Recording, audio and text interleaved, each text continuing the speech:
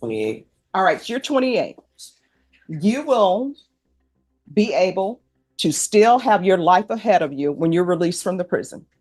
Because it's an affirmative finding of deadly weapon, you're going to have to do half your time before you're eligible for probation. On May 23rd, you entered a plea of no contest to count 1, 2, and 3 to the offense of aggravated robbery. According to the plea bargaining agreement, punishment is to be assessed at 9 years in the prison. There's an affirmative finding of deadly weapon, and the state opposes your application for deferred adjudication. All right. Any other witnesses? Well, my client wants to say a few words. All right. If you want to say a few words, I'm going to place you under oath, and the state will have a chance to cross-examine you, which means they'll have a chance to ask questions of you. Yes, Do you wish to be placed under oath? yes, ma'am. I thank you for giving me a chance to talk to you. Sure. Can you raise your right hand? Do you solemnly swear or affirm the testimony you give will be the truth and nothing but the truth, so help you God? Yes, ma'am. All right. You can lower your hand. State your name for the record. Jacob De Leon. All right. Defense, do you have any questions? I do. I hope close enough to the mic for the court reporter to hear Yes. me. Jacob, you had earlier pled no contest to 3 counts of aggravated robbery, Yes, sir. and you're not contesting those counts, are you? No, sir. You're here to ask the court for deferred probation. Yes, sir. All right. So the court has read the PSI and Zobine, and I would like to have you explain a little bit about your early life. Yes, sir. What was it like? So when I was born, I was staying with my mom and my stepdad, and I was being abused. And I went to school with bruises, and they kept asking what happened. And I told them one day, and they said they weren't going to say nothing, but they said something to my parents. So I got beat again. And then I came back to school and told them what happened, and they took us to CPS. So we got taken away from our family. And I was in CPS for a while, and they were trying to put me on the right meds because I What had happened next? my grandma got us and my mom got killed in 2010. They say she died from an accidental overdose, but I believe she got killed. And I just went crazy. I started self-medicating. I didn't know what to do with myself. How old were you then? I think I was about 10, and I just lost a lot of my mind. And I had my grandma, so I was happy. And then I started doing electrical work, and I've been doing electrical work. I don't have a record. I've never been locked up before. I was just I work and I pay my bills, and I try to keep the little family I got left. And I had my dad, but he passed away while I was in here, so it's just me and my sisters. Well, when I got out, I mean, when I was out there working, my grandma died, and I lost my mind again because she was the only thing that I had left as a When you parent. say you lost your mind, what does that mean? I just started spiraling downhill. I lost my job. I started self-medicating, and I don't really do drugs like that, but I started self-medicating, hanging around the wrong people, and then I wasn't And I wasn't taking my medication. I was going to the doctor before, and I stopped taking my medication. So and as a result of that, what happened next? this incident happened, and I was hanging around the wrong people. I can promise you, I'm not that type of person. I don't know what was going through my mind. I was on drugs, and I was self-medicating and wasn't on my medicine. And by the time I realized it, I know I messed up. I went to the Center for Healthcare Services and got help. What And kind of help did you receive? I got all my medications, and they gave me a psychiatrist, and they gave me a counselor, and they started helping me get on my meds. I told them that I messed up and I needed help.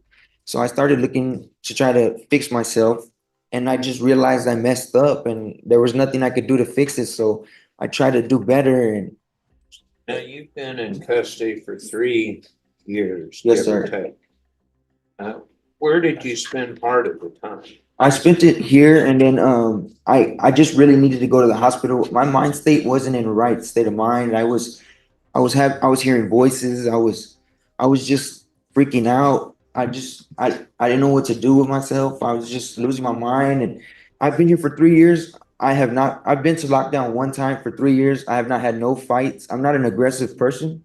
All right, and just so that the record can be clear, the reason why he was at the Bear County Jail for 3 years is because he was found incompetent and he was sent to the state hospital. Yes, ma'am. That's nothing to do with the 187 District Court keeping him in No. custody for No. 3 years. I understand All that, right. Your Honor, and what I was getting at was the next part of the story. As a result of this, you ended up in Vernon, is that correct? Yes, sir. To get help, and I think they helped me with my Tell us everything. what they did. They put me on medication. They gave What me kind of medication? they gave me anxiety medication, bipolar medicine. They gave me sleeping medicine, and I was hearing a lot of voices at the time. What And medicine, what Seroquel, name? Seroquel, Boost Bar. They had me on Klonopin. They had me on Zyprexa. They had me on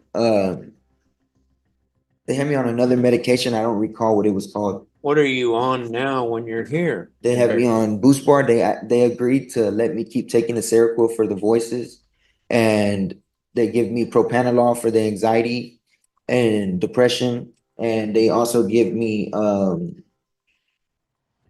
Seroquel, Boost Bar, and propanolol. All right. And you understand that mental illness or extreme abuse as a child is not an excuse for doing what you pled to. Yes, sir. I understand that. So why should this court even consider putting you back on the street or back in society? Because I promised I could be a productive member of society. I will do as much time of probation as you want me to. I promise I will not mess up. I just ask if you could please give me a second chance. That's all I'm asking for. I promise you could look at my back history. I'm not that type of person. I just lost my mind because I lost my grandma, and that was the last thing. And all I got is my brothers and sisters now, and my sister just had kids, and I really want to be a part of their lives. Well, the court may restrict you if she were to grant probation or a form of probation from being around children under 18. Yes, sir. I would gladly accept that and do better and finish probation, and then I could see them. I will do right. I will be on my medications. What I'm gonna do is go to the Center for Healthcare Services and get help. Even if I am outpatient, I please ask that I can be outpatient. I'm gonna go through Center for Healthcare Services by myself, like as I want to, because they really help. And I also got a doctor I go to regularly. So I'm gonna get on my medications, get on the right medications, and do right. I plan on still being an electrician. I know a place that'll hire me as I work for a dentist office, All right. and they'll hire me Let when I me get out. stop you right there. Now, the court could order a mental health, not screening, but a program for you to participate in if the court so chooses. Yes, sir. Are you willing to do I that? will gladly go to any programs that they want me to, any classes that I need to. I will show up to everything. I just please ask, can I have one more chance? This is my first time getting locked up. I can promise you I will do all I can in my will to do better and finish probation. I will do as much time as you want. And I know you probably hear that a lot and people mess up, but I can promise you I'm gonna do better. I'm not gonna hang out with nobody, none of the same people. I'm not talking to any of them. I'm gonna surround myself with positive people and just stay out the way and do better for myself, and not just for myself, but for my family and the people around me. I think I could be a productive member of society, and I'm ready to go back into the world and be a better person. If the court orders you to maintain on medicine and report, say, every week or every other week for drug screening, mental health counseling, and or proof of taking your medication, are you willing to do that? Yes, sir. I really don't need the drugs. I don't have a problem stopping drugs at all because I take medications out there and they work fine for me. They help me. So I really just started doing drugs because I lost my mind when my grandma died. She was like everything to me. That was the only thing I had left. And me and my dad didn't really have a connection. So I didn't really, I didn't really talk to him. And then when I was in here, he died. And now I really don't got anybody. So, but I got my brothers and sisters, that's for sure. And I know my sister's always gonna be there for me. And I think she will help me through this whole situation and in me taking my meds. And I promise I will take my meds. I like taking my meds because they make me feel like a better person. Honestly, after I got back from the hospital, I feel so much better. I feel happier. I'm not hearing the voices like I was. I feel like a better person. Like I said, I have not been in no fights since I've been here the whole time. I'm not an aggressive person. I don't cause problems. I try to stay out the way. And Now that you have your medication, you talked about how it is different. yes, sir. Have you ever been on the medication that is prescribed for you before? Yes, sir. I've been through so much medications and they try to find the right ones for me. I was Did they once find on, the right ones? yes, sir. I was once on Adderall for my ADHD. And then another time I was on uh another pill for anxiety and then for the voices and the schizophrenia through a doctor. Now you have medication. You are telling us for it that the medication you're currently on works. Yes, sir. Right. Man, I feel like a better person. I feel positive. I know I could get back out there and get back to work. I just please ask for one more chance and I promise I won't mess it up. If I do, I will gladly do as much time as you want me to do. Well, this is a up to 99-year. Yes, sir. I understand that. I would not be mad at the judge for giving me whatever time she would give me if I mess up. And if the court required you to wear an ankle monitor for and drug patch, can you do that? Oh, yes, for sure. What are you asking of this court that we haven't covered already? Nothing. I just wanted to say I'm sorry for spiraling down and getting in this position. And I just ask you, please give me one more chance. That's all I really just want one more chance. I want to be there with the little family I got left. I lost a lot of family since I've been in here, and I just don't know what I'll do if I lose another one. I'm about to pass you to the prosecutor for questioning. Is there anything that you'd like to say that we haven't covered? Um, I think I covered everything. Ask the witness. So earlier you said that you were hanging out with the ground floor crowd, is that right? Yes, sir. But would it surprise you that in this case, the people that you're hanging around with, they pointed to you as the wrong crowd? Yes, sir. I see they did that, but that is wrong. I I I hear what you said earlier on how they said that I was the one that did everything. I can promise you I wasn't.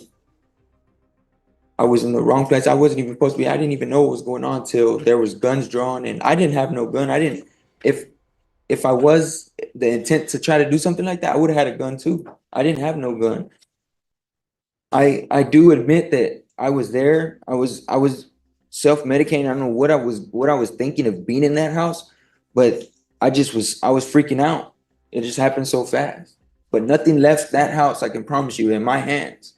So it was interesting because you just apologized, said you were sorry for spiraling out and getting to this point. Yes, sir. But I never heard an apology towards any of the victims in this case. Oh, I really do apologize to all the victims. I wish they were here so I could tell them to their face. Ask the witness. Any other questions? The 3 or 4 other. I'm sorry, he's on redirect. Any other questions? Oh, no, Your Honor. I was just going to make sure that he wouldn't be associating with the other. Sure. Yes, sir. I won't be associating at all with them. All right, any other questions? No, ma'am. Thank you, Judge Boyd. All right, I have questions. Yes, ma'am. All right, how do you know Alfonso Diaz? I met him one day on Facebook, and he was a drug dealer, basically. That's All how right, I how do you of- know Myra Adape?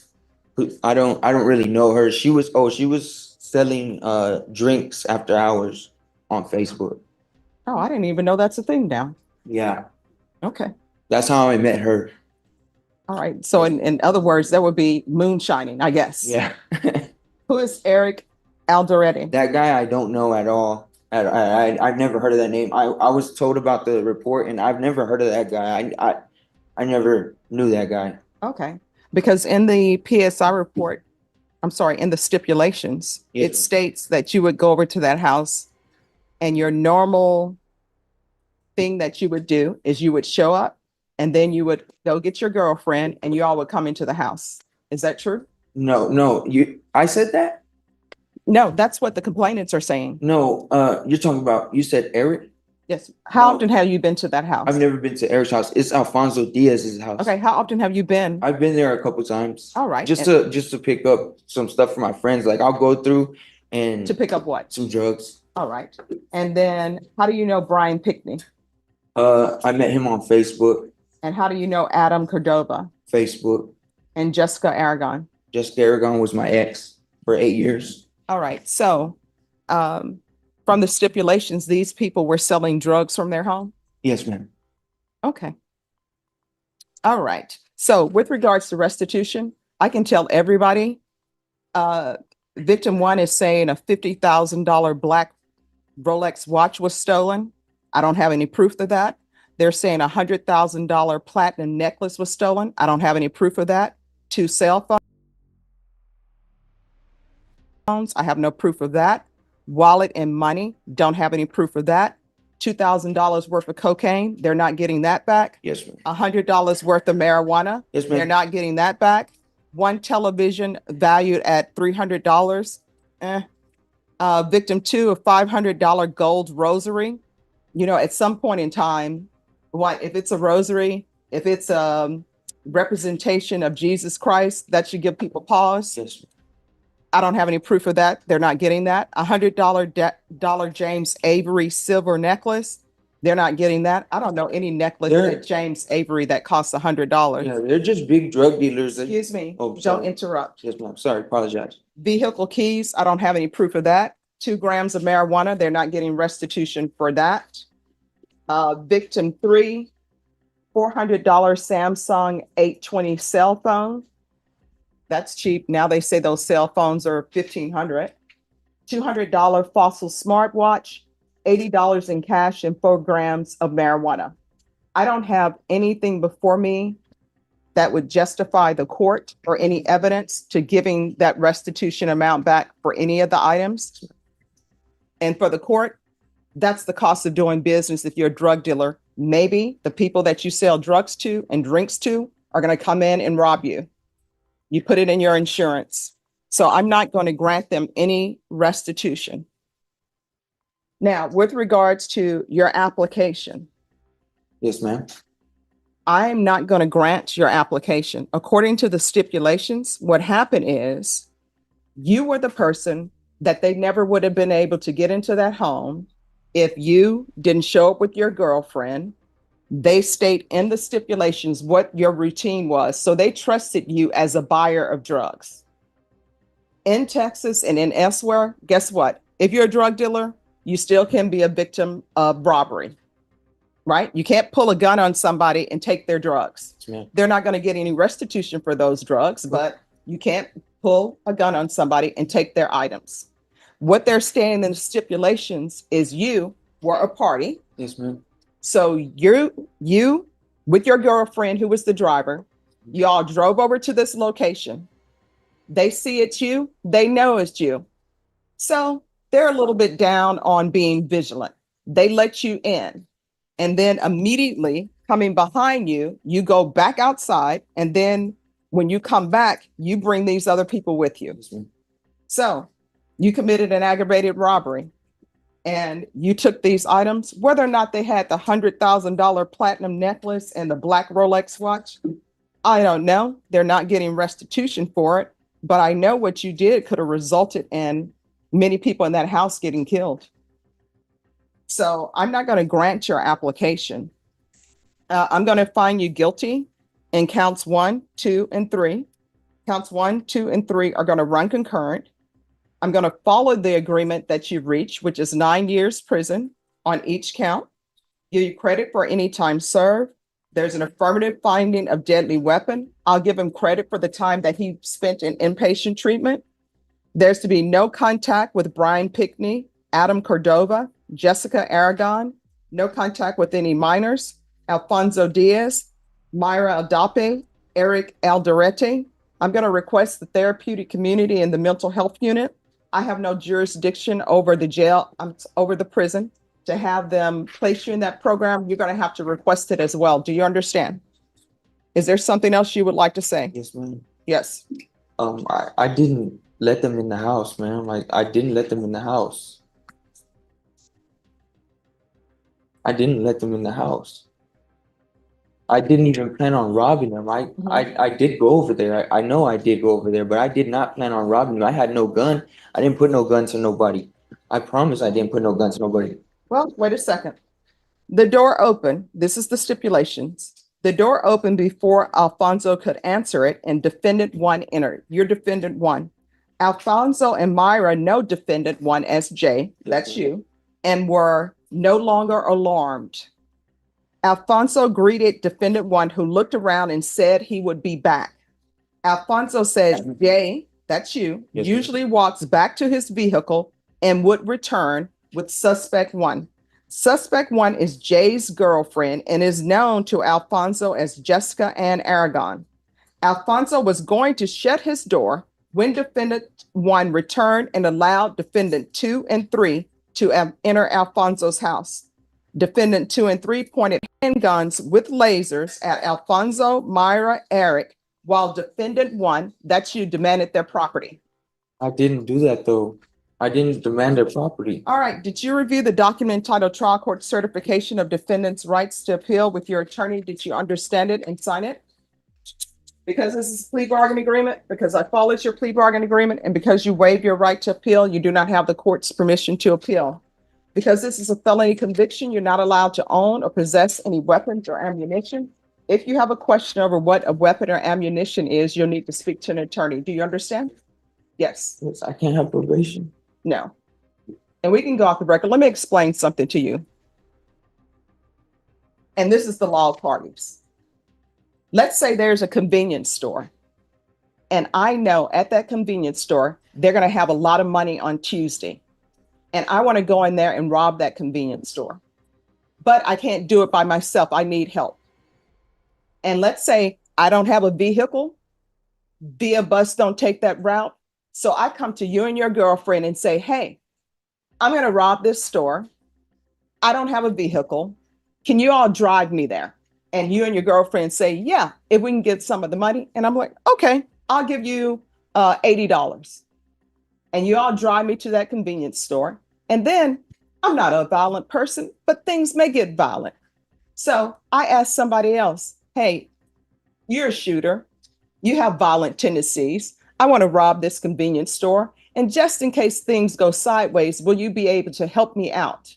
And they tell me, yes, we'll help you out, but you need to give us some money. And I say, I'll give you $200. They say yes. We go into the convenience store because you and your girlfriend drive me there. Guess what? I wouldn't have been able to get that convenience store if you and your girlfriend haven't driven me there. And you know what's about to go down. I go in the convenience store. The clerk is supposed to give me the money. He's getting antsy. He pulls a gun from behind the counter. The person who I'm bringing with me for muscle shoots him. Guess what? You didn't have a gun. Your girlfriend didn't have a gun, but y'all are all a part of this. So guess what? Your girlfriend is charged with aggravated robbery. You're charged with aggravated robbery. I didn't have a gun. I'm charged with aggravated robbery. The muscle person is charged with aggravated robbery. So it's just like you had a gun. Do you understand? Now, how old are you? 28. All right, you're 28. You will be able to still have your life ahead of you when you're released from the prison. Because it's an affirmative finding of deadly weapon, you're going to have to do half your time before you're eligible for probation. Eligible for parole. So that means your half time is day for day. So that's 4.5 years. In those 4.5 years, you need to start thinking about what you can do so you won't be back in front of a court for this type of offense. Do you understand? Or any offense? There's no way you could give me 7 years. No. And I will tell you this, you're lucky that your attorney was able to get 9 years for you, because you put 3 people's lives in danger. And for what? For things. Right? And at the end of the day, guess what? When we all die and we're long gone, that black Rolex watch, that 100,000 platinum necklace, somebody else is going to be wearing it. And stop, destroying your body with drugs. All right? These people are lying. It's not none of that. I know. In the report, they're drug dealers. I know they're drug dealers. Guess what? That's why they're not getting any restitution. That and the fact that they didn't bring me anything to prove that those items were in fact items that they had. But most of it's lies. All right, thank you. As a judge, we did have one brief impact statement. All right, who wants to give a victim impact statement? That's to be Margaret Pat. Oh, It's just a written statement. no. I mean, if they want to give a statement, then they need to come. And then perhaps they want to explain why they're selling drugs in Bear County. All right, thank you. All right, thanks.